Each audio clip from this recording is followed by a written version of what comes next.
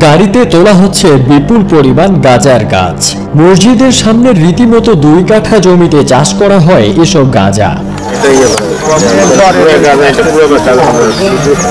সিরাজগঞ্জ কামারখন্দ উপজেলার কাজীপুরা এলাকায় মসজিদের সামনে চাষ করা হচ্ছে গাঁজা।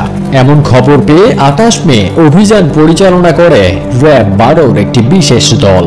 এ সময় বিপুল সংখ্যক গাঁজার গাছ উদ্ধার করা হয়। আমরা আনুমানিক ধারণা করছি এখানে 2 কাঠা জমি হবে, আনুমানিক 2 কাঠা জমিতে এই চাষটা করা হচ্ছে। অভিযানকালে প্রায় 2 কাঠা জমির উপর বড় বড় আকৃতির গাঁজা গাছ দেখতে পান র‍্যাব 12 সদস্যরা। পরে স্থানীয়দের সহায়তায় গাঁজা গাছগুলো তুলে গাড়ি যোগে র‍্যাব 12-র কার্যালয়ে নিয়ে যাওয়া হয়। এখন আমরা এই গাছগুলা এখান থেকে নিয়ে যাব, তারপরে আমরা ওখানে কেটে ওইগুলা কি পরিমাণ ওজন হয় কাঁচা অবস্থায়, এরপরে আমরা যথাযথ আইনগত প্রক্রিয়ায় আমরা থানাতে বিষয়টা হস্তান্তর করব।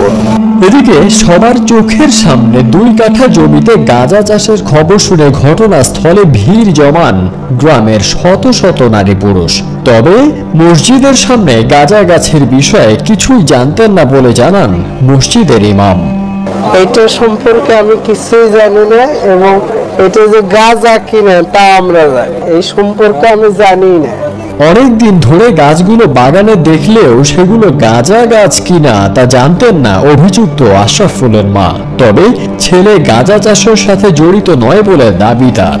আমার ছেলে লেখাপড়া করে না, মানুষ ছাত্র মানুষ হইতেই তো পারে। আমি কোনো গাছ করতে না, আপনারা আজকে তুলে ফেলাম না, কালকেই হবে। 4 বছর হলে গাছ হইতেছে, গাছটা নতুন হয়েছে।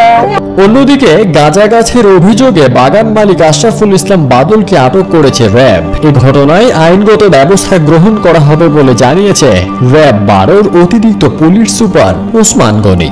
আশরাফুল ইসলামের বাড়িতে মসজিদের পাশে ক্যানাবিস অর্থাৎ যে গাঁজা চাষ করা হয়, তারই প্রেক্ষিতে আমরা এই অভিযান পরিচালনা করছি। আর এখানে এসে যে এই জমির মালিক আশরাফুল ইসলাম, তাকে আমরা ধৃত করছি। এখন আমাদের আন্ডারে একজন আছে, ওনার নাম আশরাফুল ইসলাম, ডাকনাম বাদল।